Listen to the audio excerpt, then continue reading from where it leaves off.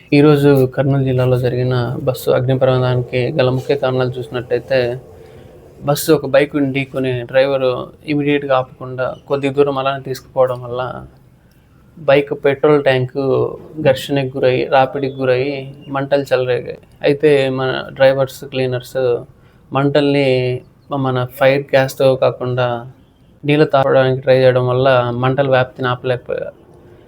అయితే బస్‌లో వాడిన foam material and luxury material plastic ఇలా యూజ్ చేయడం వల్ల మంటలు త్వరగా వ్యాప్తి చెందాయి.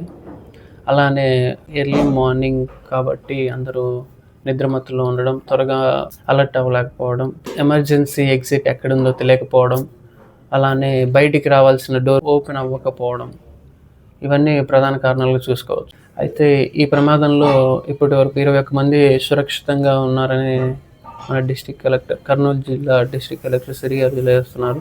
11 మృతదేహాలను ఇప్పటివరకు కనిపెట్టారు.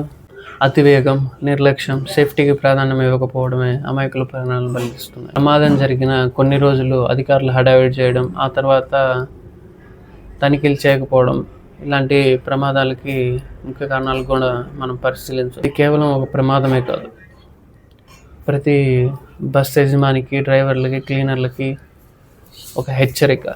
ప్రతి బస్సులో ఫైర్ ఎక్విప్మెంట్ ఉండాలి. అలానే ఎమర్జెన్సీ డోర్ సరిగా పనిచేస్తుందా లేదా అని ప్రతిరోజు తనిఖీ మాత్రం చేస్తూనే ఉండాలి.